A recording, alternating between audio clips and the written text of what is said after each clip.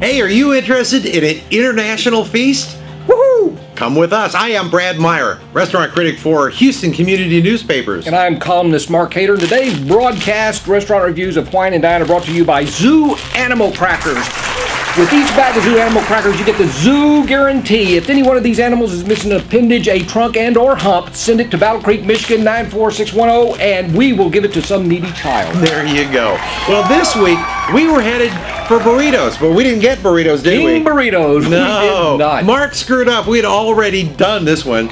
So we went to the restaurant that was closest by. And what was that restaurant? That was the Dimassi Mediterranean Buffet. Dimassi's Mediterranean Buffet. They pronounce it buffet in Cut and Shoe.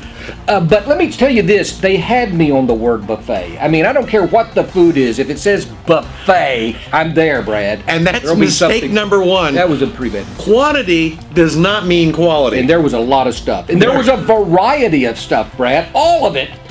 And about half of it were things that most people have never heard of. Yeah. Now, I have a slight advantage because a previous spousal arrangement whose name was Loxapopoulos. So I've seen things like wrapped in grape leaves and pounded chickpeas and hummus and all that stuff. Doesn't mean I liked it, but I've seen it before. Yeah, that was a character on, you married a character on Sesame Street, Chopalopolis? Yes, something like that. Anyway, but Brad, see, that's the thing. I don't know where that gives you an advantage, and it sounds really bad what anything we say negative about Diamassis, but you don't like Mediterranean food. You had too much of it. I'm not wild about it. I'm not wild. I'm sorry. I've tried a lot of different types of food. Yeah, you really have. You know, whether it's my particular cup of tea that I normally like or not, I can usually tell whether something's good or it's not so good. Oh, I think. Good. Even if you don't care for that type of food, you can still discern the quality of its cooking originality stuff. Yes, I can. Okay, well, you know one thing, Brad, from the get-go, we walk into the Mediterranean place, and we get behind a line of other guys, and I think their boss was going to business feed them meeting all, was going in there, thinking we could walk in and he'd pay for our meal, but that didn't happen.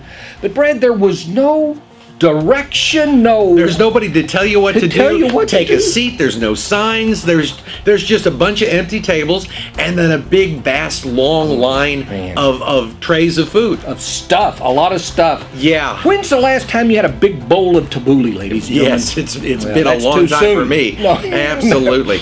Listen, this place has 4 minor problems that I had with this meal. Sure. You like it? The food, the atmosphere, the service, and my dining companion. Well, I can't do anything about that last one, but the atmosphere I thought was pretty good. Wide open spaces and not a whole lot of talking. There was some music, wasn't there? Some music? There was some music. I'm just not sure. This place they just seem to be going through the motions to me. They didn't really seem to be care. They don't care about. You got to get up and do everything yourself. Get your own drinks and there's just nobody. There's no atmosphere. There's nothing pleasurable. Now, if you like Mediterranean food and you can't find it, you're gonna love it.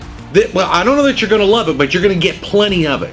You're going to get your fill. He just said something wrong. He said nothing pleasurable. There was something pleasurable, Brad. How many times did I tell you the fried chicken legs were good? They had fried chicken legs and thighs, and it was really good. Yeah, but it was right at the end of the buffet. Yes, it was. If you've gone through everything, you don't like the Greek salad, you don't like the tabbouleh, you don't like the chickpeas mashed up.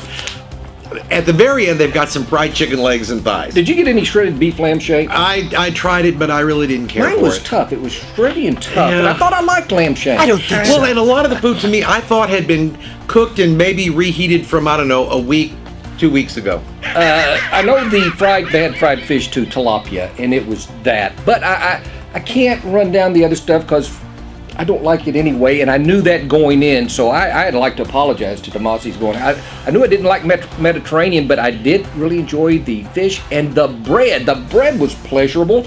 They had round bread, and it was really good. And they had giant chips of bread chips. Yeah. Delicious. Flatbread, all sorts of flatbreads. Listen, here's the deal.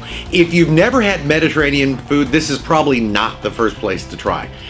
If you like Mediterranean food, hey, go ahead. They've got a big assortment. You'll find something you like in there. You'll probably find something that's okay. I don't think it's the best restaurant around, but if Middle Eastern food is what you like, there's not a lot of places that service. This is one that does. You know, liking curry would be important too, I think, if you went in there. Curry is a good thing, but it's mostly for Indians. Indians, okay. Hey, I'm Brad Meyer, restaurant critic for Houston Community Newspapers. I'm Mark Hayter, columnist for the Courier and the Villager, and if anybody's upset with this, Brad Meyer, that's gotta blame him. Blame him. Next time, bon appetit. Later, ladies and gentlemen. I tell you,